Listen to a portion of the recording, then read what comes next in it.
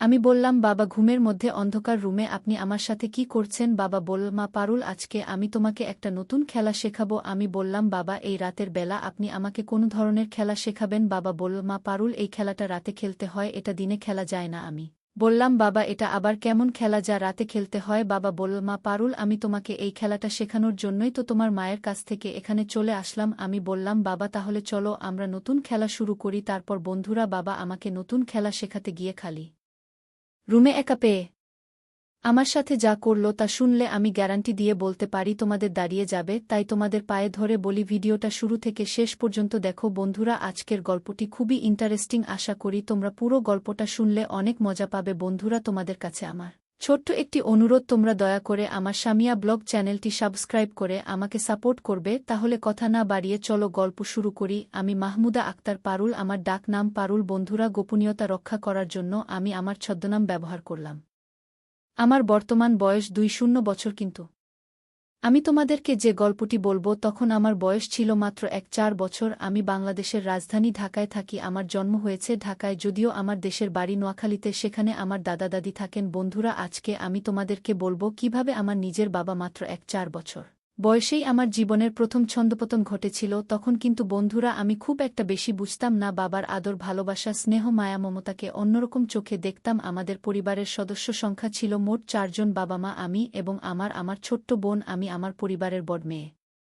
সেই হিসেবে সবাই আমাকে অসম্ভব আদর, স্নেহ, ভালোবাসা দেয়। বিশেষ করে বাবা আমাকে অনেক ভালোবাসত, অনেক স্নেহ করত, অনেক আদর করত। বাবার ভালোবাসা বন্ধুরা ভোলার মতো নয়, কিন্তু আমার বাবা সেরকম ছিল না। আমার বাবার ভালোবাসাটা একটু ভিন্ন ছিল, যা অন্যান্য বাবাদের মতো ছিল না। আমার বাবা যখন আমাকে স্নেহ করত, আমাকে আদর করত, তখন আমি কিছুটা অবাক হতাম, কারণ আমার বাবার স্নেহ করা বা আদর করাটা সাধারণ কোনো বাবার মতো ছিল না, একটু ভিন্ন রকম ছিল। আমার নিজের বাবা বলেই আমি ভয়ে কিছু বলতাম না। আমি মনে করতাম প্রত্যেক বাবাই মনে হয় মেয়েকে এভাবেই ভালোবাসে, এভাবেই স্নেহ করে। একদিন বিশেষ কোনো অনুষ্ঠান উপলক্ষে আমাদের বাড়িতে অনেক মেহমান আসলো। সেদিন সন্ধ্যার পর রাতের খাবার শেষে আমরা বাড়ির সবাই ড্রয়িং রুমে বসে খোশ গল্পে মেতে উঠলাম। পরে যে যার রুমে চলে যাচ্ছিল। সকলেরই কথা যে ঘুমানোর সময় হয়েছে, আমরা আমাদের নির্ধারিত রুমে এসে ঘুমানোর আয়োজন করছি মেহমানদের জন্য। আর কোনো রুমের বন্দোবস্ত না থাকায় মেহমানদেরকে অন্য রুমে জায়গা দিয়ে বাবা আমাদের রুমে নিজের জন্য বিছানা করে নিল, আর মা আমাদের অন্যান্য মহিলা মেহমানদের নিয়ে অন্য রুমে শুইল। আমার 1-2 বছরের ছোট্ট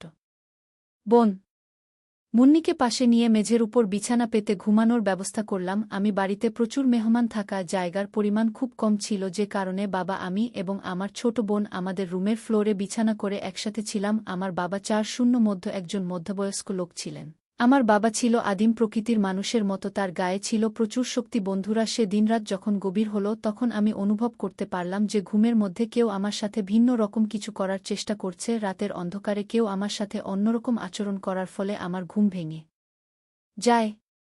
অন্ধকারের মধ্যে কোনো কিছু না দেখতে পারায় আমি বললাম, কে কে ওখানে? তখন বাবা ঘুমের ভান করে শুয়ে রইল এবং পূর্বের জায়গায় গিয়ে স্বাভাবিক হয়ে গেল। আমি লাইট অন করে সেখানে কিছুই দেখতে পেলাম না। আমি ভাবলাম হয়তো আমি কোনো স্বপ্ন দেখছি, দুঃস্বপ্ন বটে। কিছুক্ষণ সজাগ থেকে আমি আবারও ঘুমিয়ে পড়লাম, কিন্তু ঘুমের মধ্যেই আবার আমি সেরকম কিছু অনুভব করতে শুরু করলাম। আমি ভাবছিলাম হয়তো আমি কোনো স্বপ্ন দেখছি বা বাজে স্বপ্ন দেখছি। এভাবে সারারাত আমি ভয়ের মধ্যে কাটালাম। কেউ আমার সাথে ভিন্ন রকম কিছু করতে চায়, কিন্তু আমি সেটা বোঝার আগে নিখোঁজ হয়ে যাই। আমি ঘুম থেকে উঠে আর কিছুই দেখতে পাই না। এভাবে সারারাত নির্ঘুম অবস্থায় আমার কাটে। আমি মনে মনে ভাবতে লাগলাম, এখানে তো আমি, বাবা এবং আমার ছোট বোন ছাড়া অন্য কেউ নেই। তবে কি বাবা আমার সাথে? ছিছি, আমি এসব কি ভাবছি? আমার বাবা এত খারাপ না যে তার মেয়ের সাথে ভিন্ন কিছু করার চিন্তা ভাবনা করবে। হয়তো আমি কোনো দুঃস্বপ্ন দেখছি, নইলে এটা আমার মনের একটা কল্পনা। এভাবে মনের মধ্যে ভয় নিয়ে সারারাত আমার কেটে গেল। পরের দিন সকালে মেহমানরা সবাই উঠল, আমরাও উঠলাম। সবাই মিলে সকালের নাস্তা করলাম। রাতের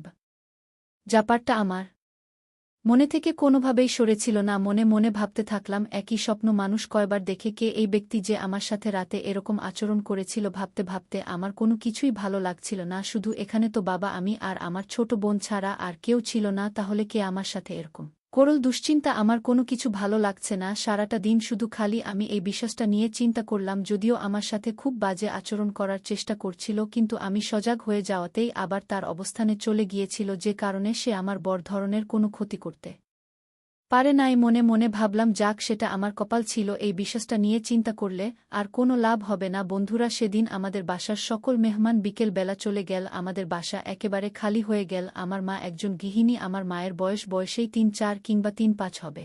কিন্তু আমার মায়ের শারীরিক অবস্থা তেমন একটা ভালো না। আমার বাবা অনেক ডাক্তার দেখিয়েছে, কিন্তু আমার মায়ের শরীরের অবস্থার কোনো উন্নতি হয়নি। এই জন্য আমার বাবা আমার মায়ের প্রতি খুব বিরক্ত। কেন জানি আমার কাছে মনে হলো আমার বাবার যা প্রয়োজন তা আমার মায়ের কাছ থেকে শুনতে পেলাম। বাবা আমার রুমের দরজায় এসে নক করছে আর আমাকে ডাকছে আর বলছে, মা পারুল, উফ তো একটু। আমি বাবার ডাক শুনে উঠলাম, উঠে এসে দরজা খুলে দিলাম। দরজা খোলার সাথে সাথেই বাবা আমাকে বলল, মা পারুল, তুমি কি এখনো ঘুমাওনি? আমি বললাম, জি বাবা, আমি এতক্ষণ ঘুমিয়েছিলাম। তখন বাবা আমাকে বলল, মা পারুল, আমার আজকে খুব একটা ভালো লাগছে না। তোমার মা একটু পরপর জোরে জোরে কাশি, যে কারণে আমার ঘুম হচ্ছিল না। তোমার মার এই রোগ মনে হয় ভালো হবে না। মা পারুল, তোমার মায়ের এই সমস্যার কারণে আমি আর ঘুমাতে পারছি না। তাই আমি সিদ্ধান্ত নিলাম আমি আজকে তোমাদের পাশে থাকব। আমি বললাম, ঠিক আছে বাবা, তাহলে আপনি আমাদের পাশে শুয়ে থাকেন। বন্ধুরা, সেদিন আমার বাবা আমাদের পাশে শুয়েছিলেন। আমি শুয়েছিলাম বাবার বাম পাশে আর আমার ছোট্ট বোন শুয়েছিল বাবার ডান পাশে, অর্থাৎ আমার বাবা আমরা দু বোনের মাঝখানে শুয়েছিলাম। এভাবে শুয়ে থাকতে থাকতে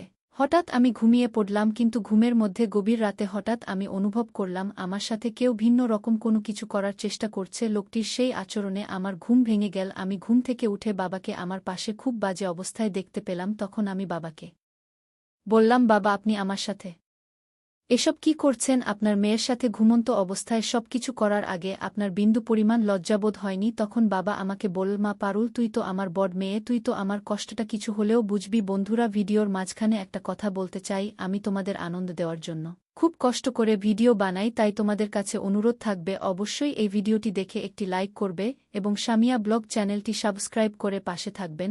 আমি তো তোমার সাথে খারাপ কিছু করছি না, আমি তো তোমার সাথে ঘুমের মধ্যে একটি মজার ধাঁধা খেলছি। আমি বললাম, বাবা, ঘুমের মধ্যে অন্ধকার রুমে আপনি আমার সাথে এটা কেমন ধাঁধা খেলেছেন? আমি তো অনেক ভয় পেয়ে গিয়েছিলাম। বাবা বলল, মা পারুল, আজকে আমি তোমাকে একটা নতুন ধাঁধা খেলা শেখাবো। আমি বললাম, বাবা, এই রাতের বেলা আপনি আমাকে কোন ধরনের ধাঁধা খেলা শেখাবেন? বাবা বলল, মা পারুল, এই ধাঁধা খেলাটা রাতে খেলতে হয়, এটা দিনে খেলা যায় না। আমি বললাম, বাবা, এটা আবার কেমন ধাঁধা খেলা যারা রাতে খেলতে হয়? বাবা বলল, মা পারুল, আমি তোমাকে এই ধাঁধার খেলা শেখানোর জন্যই তো তোমার মায়ের কাছ থেকে এখানে চলে আসলাম। তারপর বন্ধুরা, বাবা আমাকে নতুন একটি মজার ধাঁধা খেলা শেখানোর জন্য রাতে খালি রুমে বাবা আমার সাথে নতুন ধাঁধা খেলা কিভাবে খেলতে হয় তার প্রশিক্ষণ দিচ্ছিল। এমন সুন্দর আর মজার খেলা যা আমি আগে কখনো খেলিনি। আমি বললাম, বাবা, এটা আবার কেমন খেলা? এই খেলাটা তো প্রথম অনেক কষ্ট হয়। বাবা বলল, মা পারুল, এটা একটা নতুন খেলা। এই খেলাটা প্রথম একটু কষ্ট লাগে, তারপর খেলতে খেলতে আস্তে আস্তে অভ্যাস হয়ে যায় এবং পরবর্তীতে অনেক ভালো লাগে। তোমার অনেক ভালো লাগবে। পৃথিবীতে যত মেয়ে আছে সকল মেয়ে সাধারণত এই খেলাটা খেলে থাকে। ভবিষ্যতে তোমারও এই খেলাটা খুব ভালো করে খেলতে হবে, তাই তোমাকে আগে আমি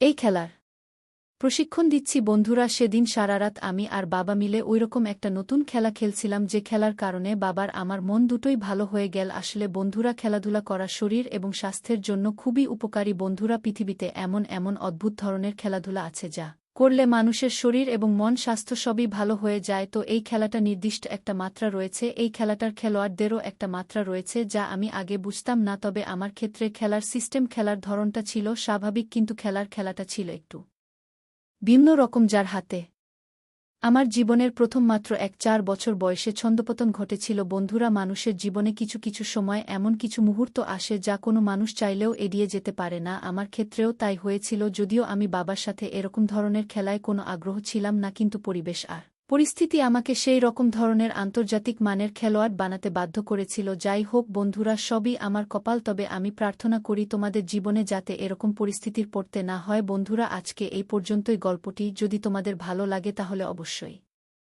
লাইক, কমেন্ট, শেয়ার করবে। বন্ধুরা, আজকের গল্পটি যদি তোমাদের ভালো লেগে থাকে তাহলে অবশ্যই ভিডিওটিতে লাইক করতে ভুলবে না। আর এরকম নতুন গল্প পেতে আমাদের সামিয়া ব্লগ চ্যানেলটিকে সাবস্ক্রাইব করে পাশে থাকবে।